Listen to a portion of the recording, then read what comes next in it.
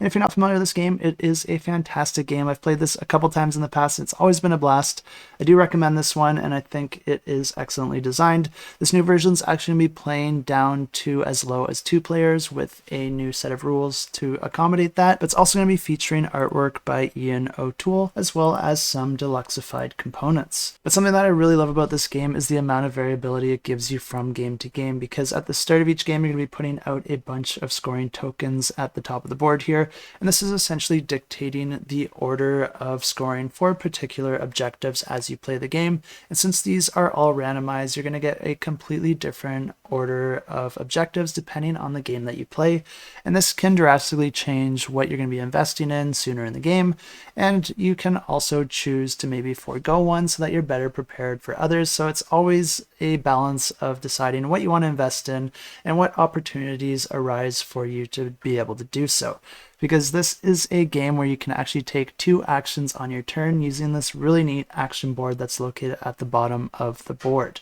The way that this works is that each player is going to be putting an action token on one of these squares, and then you'll be able to take both of the actions on each side of that token. And these are also randomized at the start of the game, just adding even more variety. But essentially, this is a game of acquiring different resources, converting those resources into other resources, and then contributing those at various locations out on the board. These actions are going to allow you to gain those resources or put them out on the board, or even spend them in order to build things like boats, warehouses, or trade houses, which essentially multiply the amount of resources that you're able to get or put out at a single time.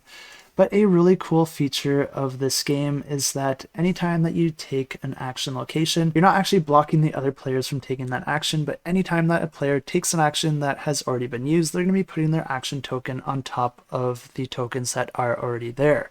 This is going to allow them to take the action, but then it's also going to allow any of the players who already have tokens there also to take that action at that time. So it's always good to try and get low on that totem pole. And I love this aspect of the game because it keeps all the players involved at all times, since every player's decision matters so much to every other player, which is something that I do love to see in competitive games.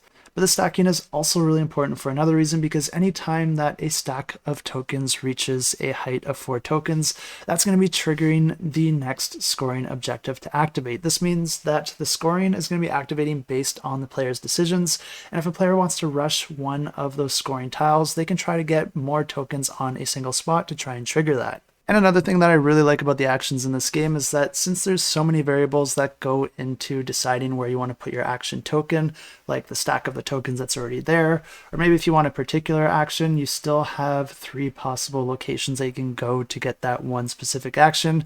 But because there's so many options, you might end up with a secondary action that isn't that useful for you. And in that case, you can actually take an action card instead. And this is going to allow you to perform that action later in the game, which is a really nice option because you're not wasting any of your actions in this game, and it's always going to keep that momentum moving. Really fantastic game here that I do recommend, and I would be happy adding this one to my own collection. And if this one looks interesting to you, you can check it out, and I will have the links in the description below.